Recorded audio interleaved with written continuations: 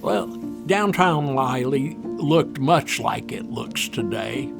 Used to go down and have coffee at the drugstore, and you got to talk to all the old folks. It was not uncommon in those days to see a farmer on his tractor wearing overalls and a straw hat going right down the main street. The event center was a clothing manufacturer, made baby clothes and young children's clothes. The hospital was here, an 18-bed hospital, here where the church is. We're probably sitting at, we did, had all kinds of patients. We did surgery and everything there. So it's kind of interesting to see the building here where the hospital used to be. Well, I grew up actually as a Baptist, and I was looking for a church that had some history. 155 years, I think the Cross Church pretty well filled the bill. And my wife and her parents also were members here for many years. Everybody knew everybody. Even though it was one of the larger churches in Wiley, it was, compared to our church today, it was a small church. I think I remember there usually ran about 200 to 250 people. Our sanctuary at that time was much smaller, and it's over where our children's area is. At that, we were crowded. I was just thinking also about the earlier services. I always saw Alan Stroud because he was our worship leader, and so it's still a pleasure seeing him every Sunday after all these years. First Baptist Wiley found out about me. I was serving at a church in Kingsville, and they called me here. And so I came as minister of music and youth.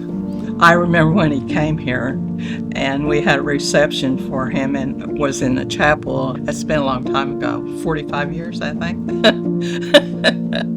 We had a great student ministry and trips to Glorieta, New Mexico.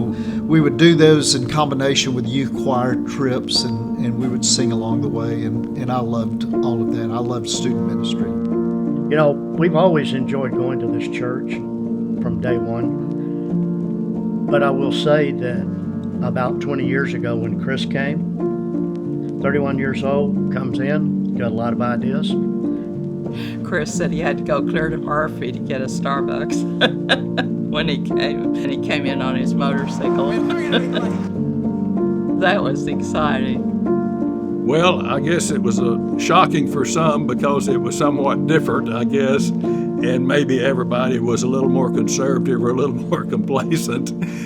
About the third or fourth week he was here, we met him in the back hallway after the service. And I said, I enjoyed the message. That was a great message. And he goes, thank you. He said, this train's getting ready to leave the station. And Sharon and I looked at each other and we go, where's it going? And he said, around the community, across the nation, and around the world, we're going to share the good news of Jesus Christ. Chris said early on when he came, he said, I want every service to be where if you miss something. You feel like you missed out.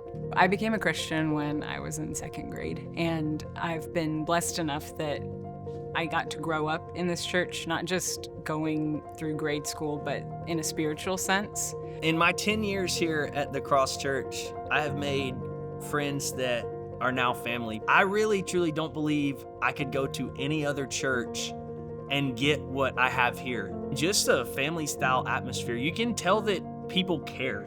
We visited several other churches trying to figure out which one was the right church for our family, where we felt we needed to be.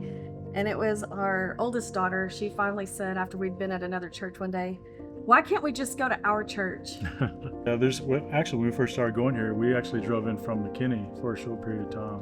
And we thought that was crazy, but we've met people that drove in from further than that. For years, we always like to get all churchy and say, well, numbers don't matter. No, numbers do matter.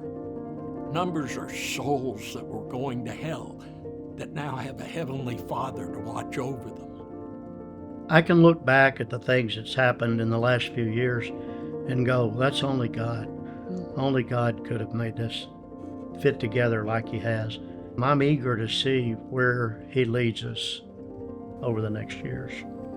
I think the people who started this church, I honestly think they would laugh at just how gracious God is.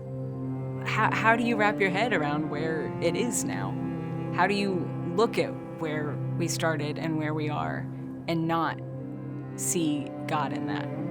This place means so much to me, and I think that's probably the same thing you would hear from everyone that steps through these doors, is that the Cross Church is second to none. What it makes me think is, what will it look like in the next 155 years?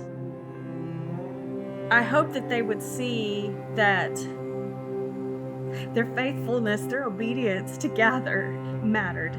And it mattered to me. It matters to our family, to our friends. It had a significant impact for Christ, for the kingdom. We can't imagine what will happen next. And I think God will make it bigger than we can imagine it.